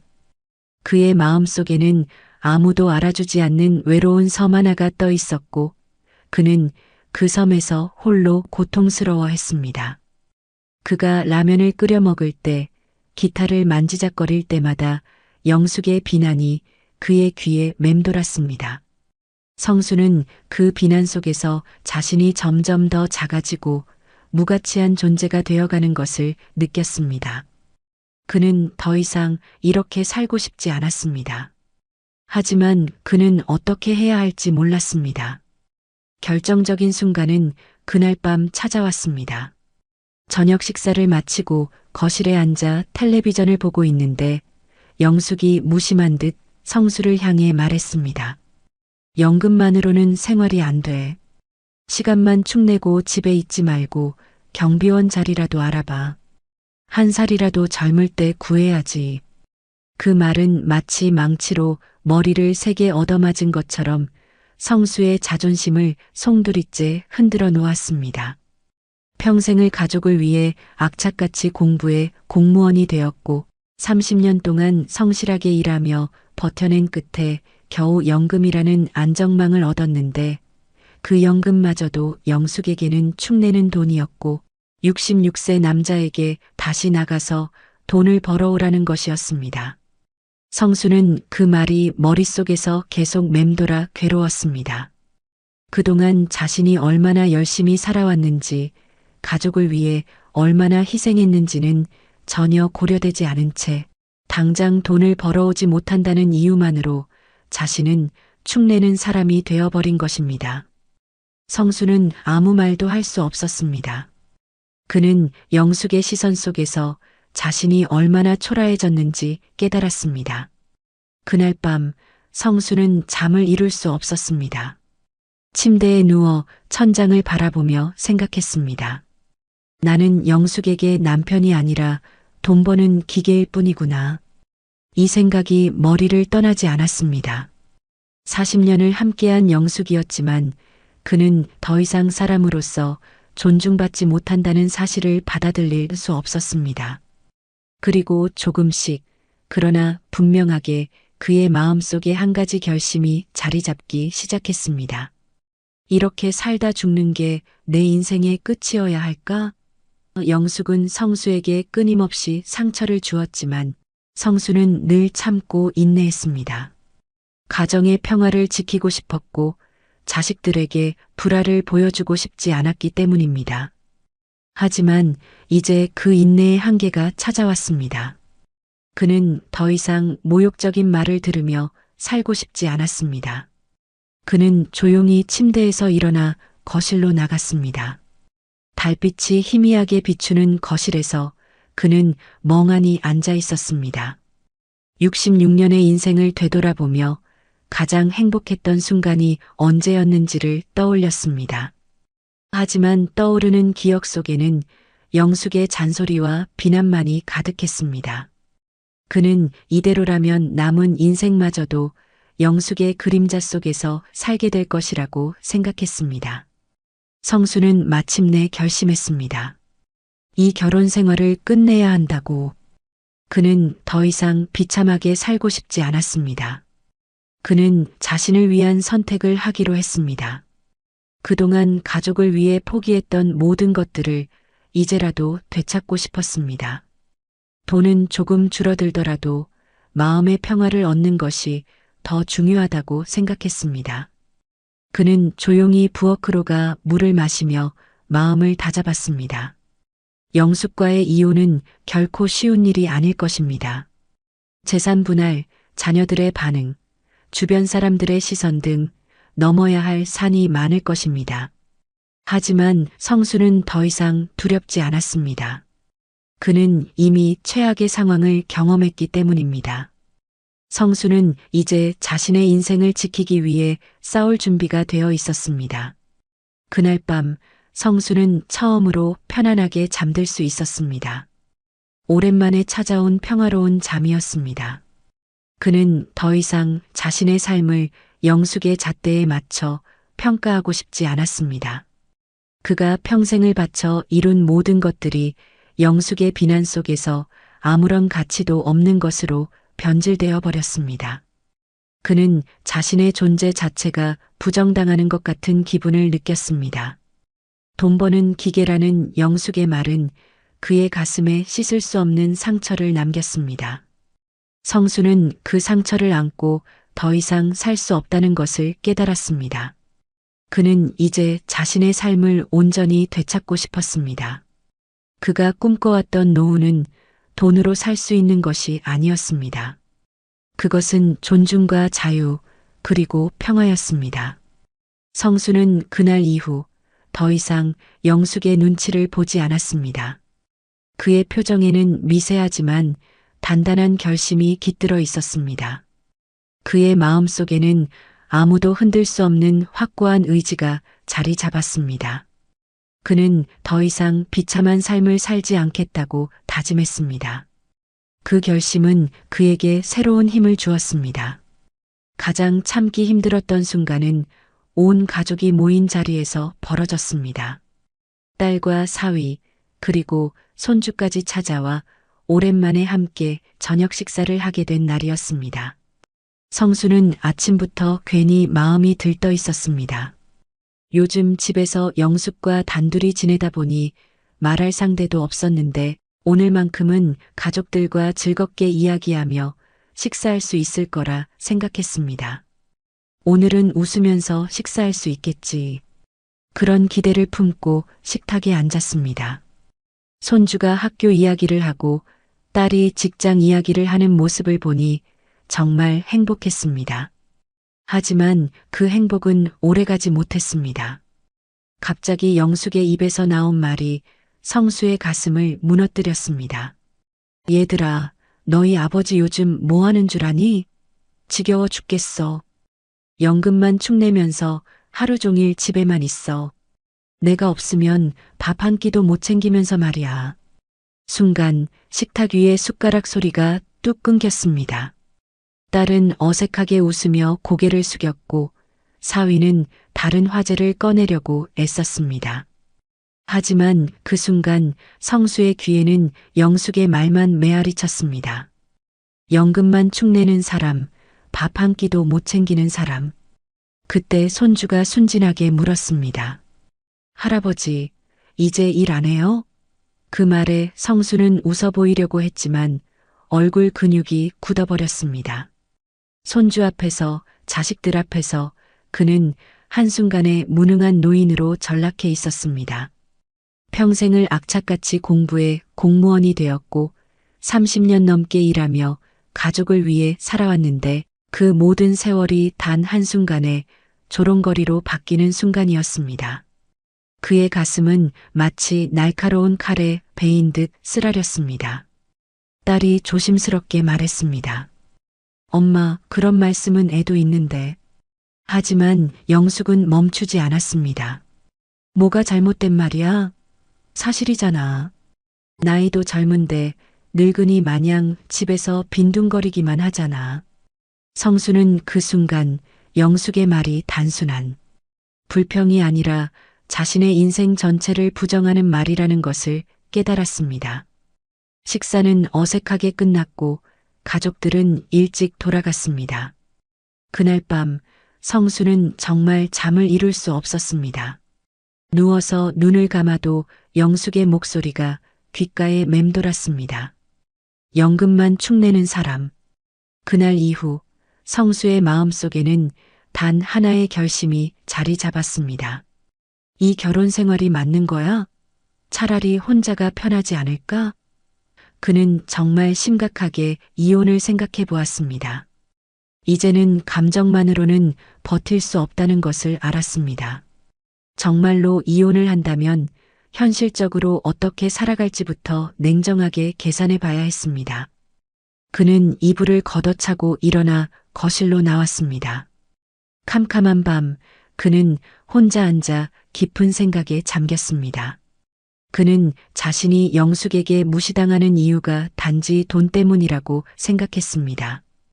돈을 벌어오지 못하는 무능한 존재로 낙인 찍힌 것입니다. 그가 평생 동안 이룬 모든 것들이 영숙의 시선 속에서 아무런 가치도 없는 것으로 변질되어 버렸습니다. 성수는 더 이상 이런 비참한 삶을 살고 싶지 않았습니다. 그의 마음속에는 복잡한 감정이 뒤섞여 있었습니다. 억울함, 분노, 슬픔, 그리고 조금의 희망. 그는 이제 더 이상 영숙의 비난과 잔소리를 듣고 싶지 않았습니다. 그는 자신이 살아온 삶을 스스로 존중하고 싶었습니다. 그는 자신을 위한 선택을 할 용기가 필요했습니다. 그는 조용히 서랍을 열어 통장을 꺼냈습니다. 영숙이 그동안 관리해왔던 저축이 생각보다 많이 남아 있었습니다. 이 정도면 혼자 살아갈 수 있을까? 그는 스스로에게 물었습니다. 재산은 영숙과 절반으로 나눈다고 해도 최소한의 생활은 가능할 것 같았습니다. 그는 이혼이라는 선택이 가져올 현실적인 어려움들을 냉정하게 직시했습니다. 하지만 그 어려움보다 더 큰 것은 영숙과의 결혼 생활에서 오는 정신적인 고통이었습니다. 성수는 이혼을 결심하며 마음속으로 다짐했습니다. 그래, 재산의 절반을 잃더라도 나는 내 인생을 되찾겠다. 그날 밤 성수는 처음으로 혼자서 편안함을 느꼈습니다. 성수는 마음속으로 가계부를 그려보기 시작했습니다. 그가 평생 동안 이룬 것들을 냉정하게 계산하는 작업은 서글펐지만 동시에 마음을 단단하게 만들어 주었습니다. 집을 팔고 절반을 나눠 가진 뒤 남은 돈으로 작은 전셋집을 구하는 시뮬레이션을 해보았습니다. 그리고 매달 들어오는 연금으로 생활비를 맞춰보았습니다. 생각보다 빠듯했지만 불가능한 일은 아니었습니다. 아니, 어쩌면 매일 영숙의 눈치를 보며 살아가는 지금보다 훨씬 나은 삶일 수도 있다는 생각이 들었습니다. 그는 비로소 깨달았습니다. 그래, 재산을 절반 나누고 나면 가진 게 줄어들겠지. 하지만 최소한 자유는 얻을 수 있어. 돈은 모자라면 줄여서 살면 돼. 하지만 존중 없는 삶은 더는 견딜 수 없다. 그는 그날 일기장에 이렇게 적었습니다. 남는 게 적더라도 이제는 내 인생을 지키겠다. 펜을 내려놓는 순간 이상하게도 마음은 오히려 가벼웠습니다. 평생 가족을 위해 모아온 돈이지만 이제는 그 절반을 내려놓고라도 자신의 인생을 찾겠다고 다짐했기 때문입니다. 그의 마음속에는 더 이상 주저함이나 미련이 남아있지 않았습니다. 오직 앞으로 나아가야 한다는 강한 의지만이 자리 잡았습니다. 며칠 후 영숙은 친구들과 해외여행을 떠나기로 했다고 말했습니다. 여행 준비를 하며 분주히 오가는 영숙의 모습에는 오랜만에 활력이 넘쳤습니다. 캐리어에 여러 옷을 챙기고 거울 앞에서 화장을 고치고 전화기 너머로 친구와 신이 나서 웃고 떠드는 모습. 그런 영숙을 본 것이 언제였는지 기억조차 나지 않았습니다. 하지만 그 활력 속에는 성수를 향한 미안함이나 배려는 조금도 담겨 있지 않았습니다. 여행을 떠나기 전날 영숙은 성수에게 말했습니다. 나 이번에 일주일은 집에 없어. 당신도 한번 혼자 살아봐라. 내가 없어도 얼마나 잘 버티는지 경험해보라고. 마치 선생님이 학생에게 숙제를 내주듯 하는 말투였습니다. 밥은 미리 안 해놨어. 반찬도 안 사놨으니까 알아서 해먹어. 설거지든 뭐든 다 스스로 해봐. 그래야 내가 얼마나 힘들게 사는지 알지. 그 말을 들으며 성수는 잠시 웃음이 나왔습니다. 미안함은커녕 오히려 시험을 치르듯 떠나는 영숙의 모습이 더는 그의 마음을 흔들지 못했습니다. 마지막까지 자신을 남편이 아니라 관리 대상으로 대하는 모습에 남아있던 애정이나 미련이 깨끗하게 사라지는 것을 느꼈습니다. 그래, 이제는 정말 끝내도 되겠다. 성수는 스스로에게 그렇게 말했습니다. 영숙이 현관문을 열고 여행 가방을 끌며 당당히 나서는 뒷모습을 바라보면서도 그의 마음은 이상하게도 가벼웠습니다. 그동안은 혹시라도 그래도 오랜 세월 함께한 정 때문에 망설였지만 그 순간만큼은 조금의 흔들림도 없었습니다. 영숙이 떠난 지 이틀째 되던 날 성수는 마침내 변호사 사무실을 찾아갔습니다. 변호사의 질문에 한동안 말이 나오지 않았습니다. 40년 세월을 함께한 결혼 생활을 끝내겠다고 입으로 내뱉는 게 이렇게 힘든 일인지 몰랐습니다. 그는 조심스럽게 입을 열었습니다.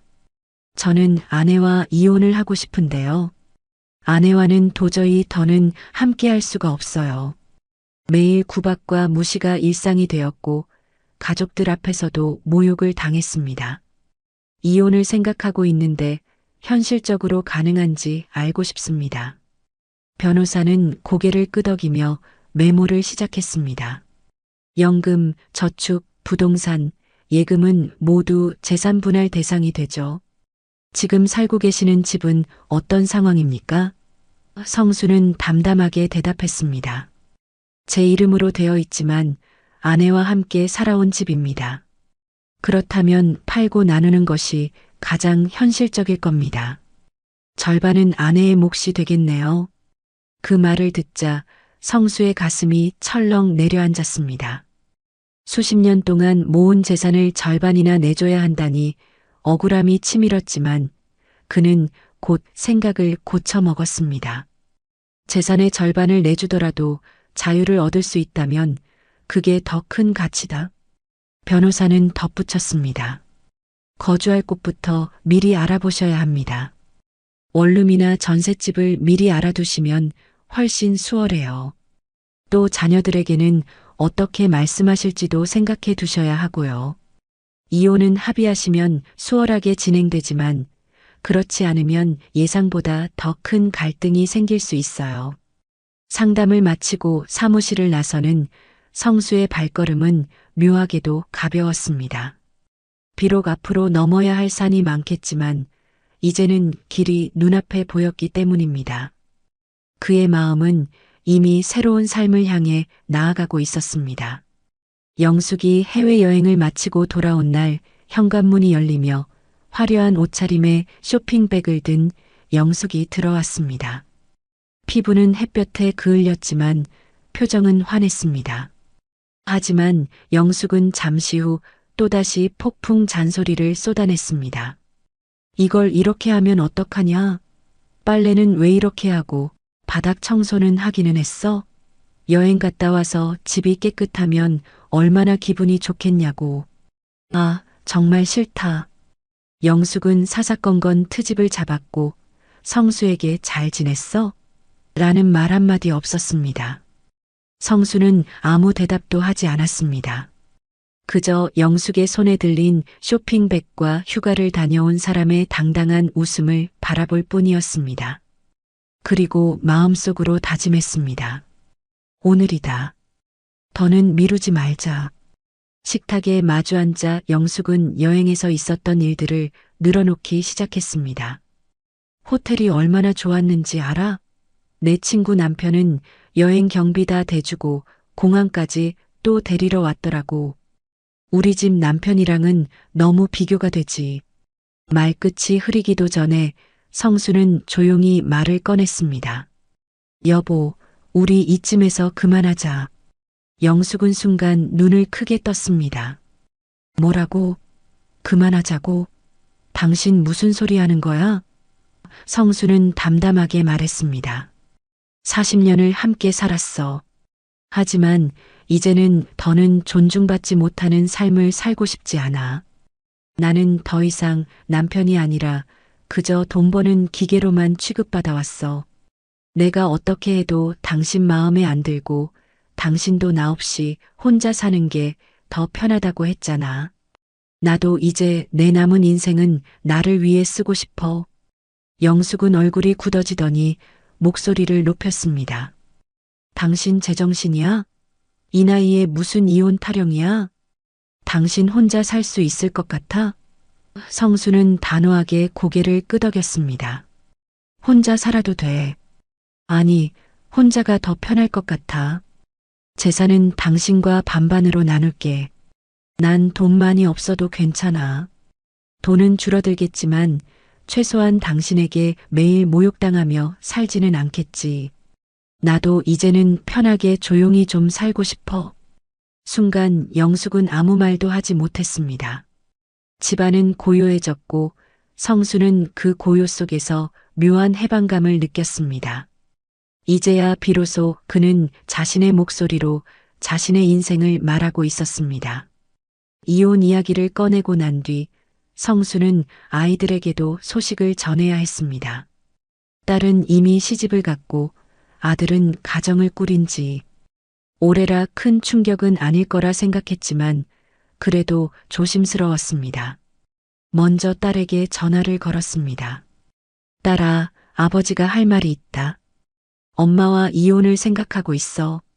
전화기 너머로 한동안 침묵이 흘렀습니다. 그러더니 딸이 조심스럽게 말했습니다. 아버지가 그렇게 말씀하신다면 얼마나 오랫동안 생각하셨을지 알 것 같아요. 아버지와 어머니의 결정이 그렇다면 저희는 괜찮아요. 예상과 달리 딸은 성수의 결정을 탓하지 않았습니다. 오히려 이해한다는 반응이었습니다. 엄마와 아버지의 입장이 너무나도 다르다는 건 저도 알고 있었어요. 아들의 반응도 비슷했습니다. 아버지, 힘든 결정이었을 텐데 그래도 본인을 위해 선택하셨다면 존중할게요. 필요한 거 있으면 언제든 말씀하세요. 아이들의 따뜻한 말 한마디에 성수는 한결 마음이 가벼워졌습니다.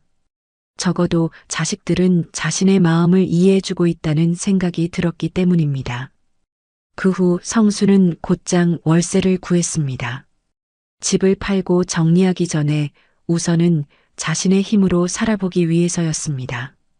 부동산을 통해 알아본 곳은 6평 남짓한 방의 작은 주방과 화장실, 낡은 에어컨이 달려있는 월세방이었습니다.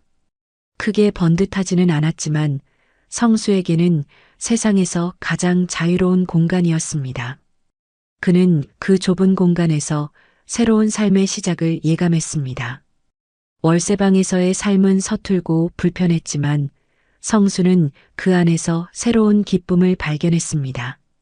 그동안 영숙이 전담했던 사소한 집안일들이 그에게는 커다란 도전처럼 다가왔습니다.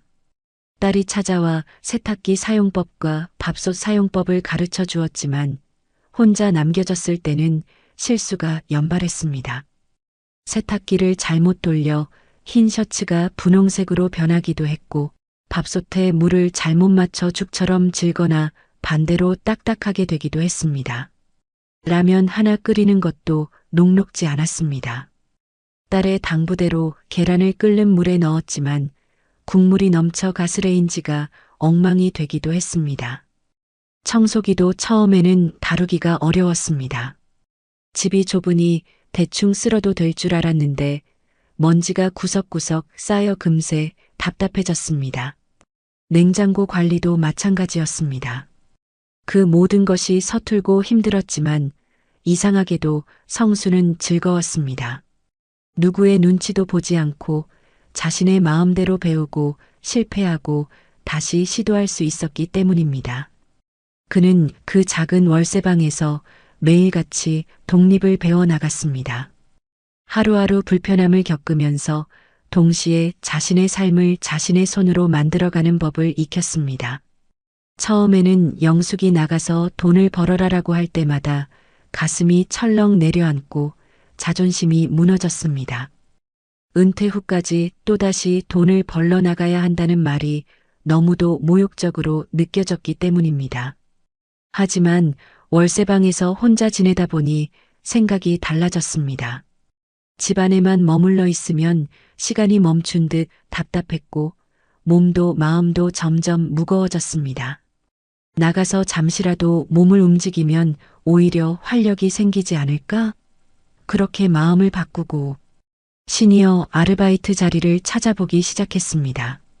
그러던 중 동네 야간 편의점에서 아르바이트 구인 공고를 보게 되었습니다. 밤 10시부터 새벽 2시까지 4시간, 짧은 시간이지만 단순한 일이었습니다. 처음에는 겁이 났습니다. 66세의 편의점 아르바이트라니 괜히 창피하다는 생각도 들었습니다. 하지만 막상 시작해보니 의외로 재미가 있었습니다. 각양각색의 손님들이 들어와 작은 이야기를 남기고 갔습니다. 밤늦게까지 공부하는 대학생, 늦게 퇴근하고 맥주 한 캔을 집어가는 직장인, 그리고 가끔 안부를 묻고 가는 단골 손님들.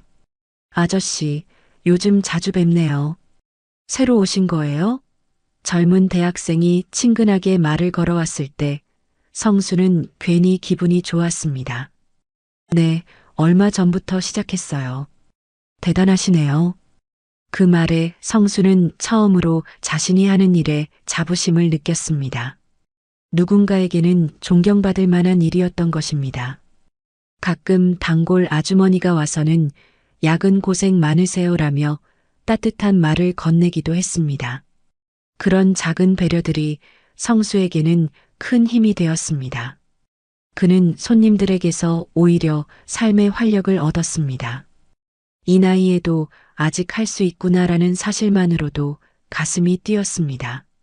그는 영숙의 눈치 때문에 미루었던 꿈들을 하나둘씩 현실로 만들어가기 시작했습니다.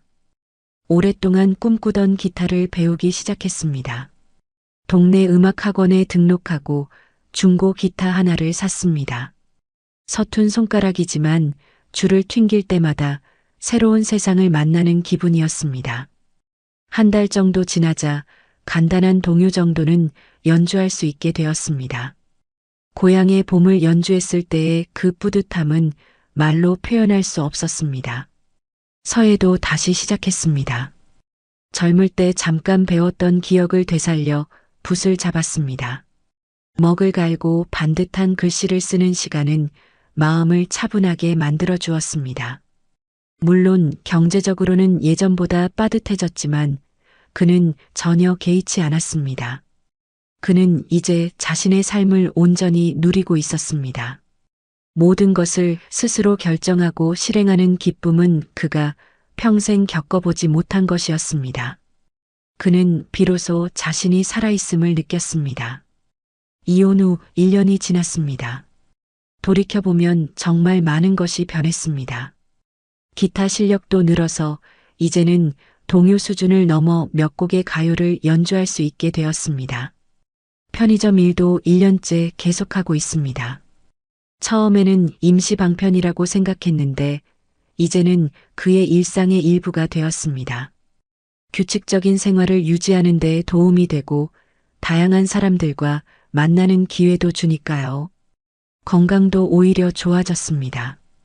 스트레스가 줄어서인지 소화도 잘 되고 잠도 깊게 잤습니다. 정기 검진에서도 큰 문제 없다는 결과가 나왔습니다.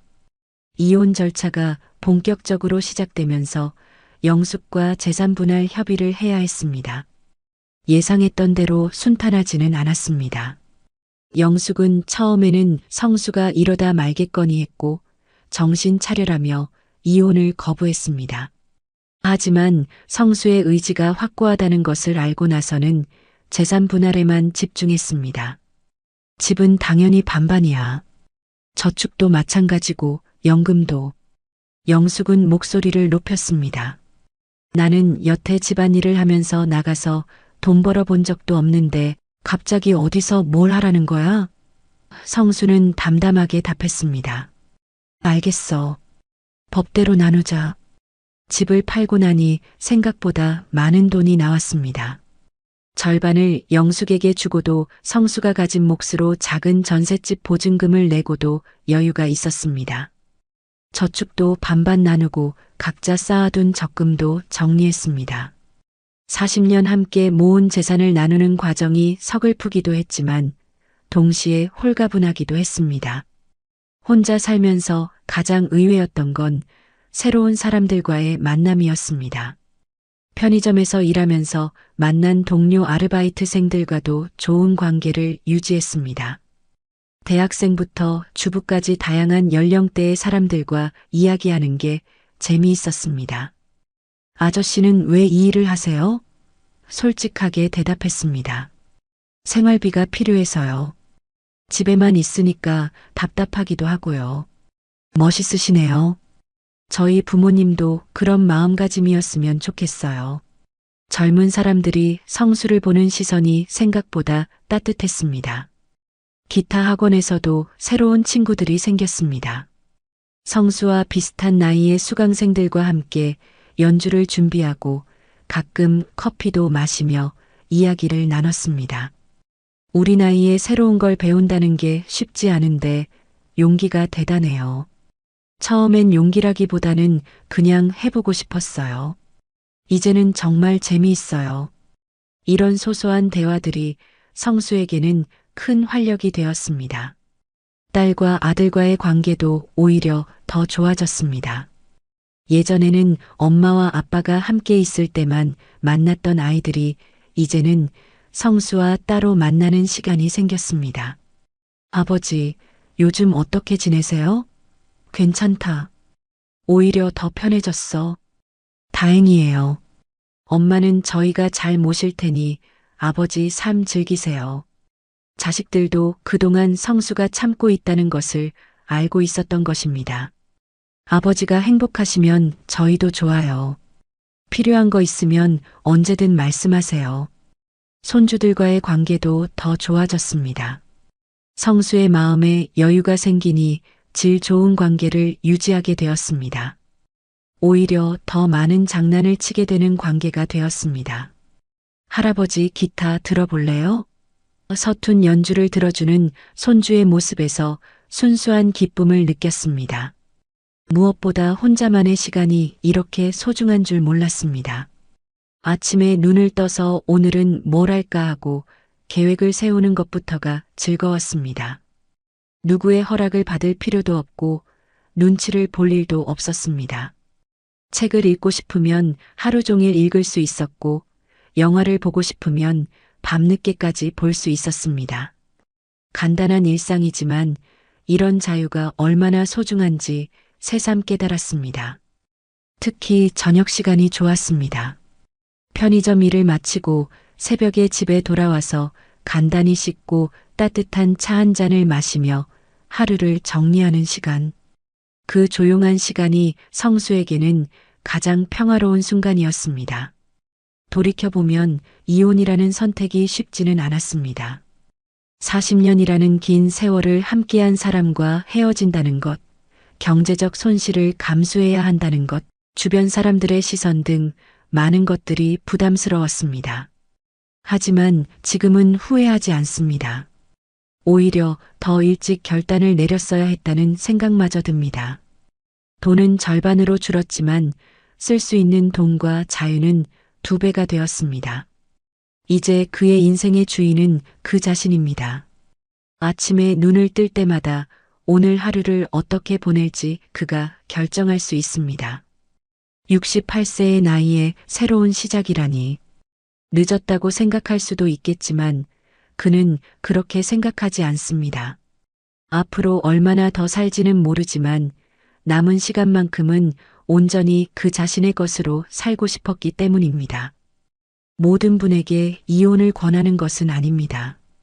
하지만 존중받지 못하는 관계에서 하루하루 스트레스를 받으며 무작정 참기만 하는 것도 답이 아니라는 것을 말씀드리고 싶습니다. 여러분의 노후가 누군가의 눈치가 아닌 자신의 선택으로 채워지기를 바랍니다. 오늘 이야기를 끝까지 들어주셔서 감사합니다. 영상 보시고 느끼신 감정, 댓글로 함께 나눠주세요. 여러분의 한마디가 누군가에겐 큰 위로가 될 수 있습니다. 영상이 마음에 드셨다면 구독과 좋아요로 응원 부탁드립니다.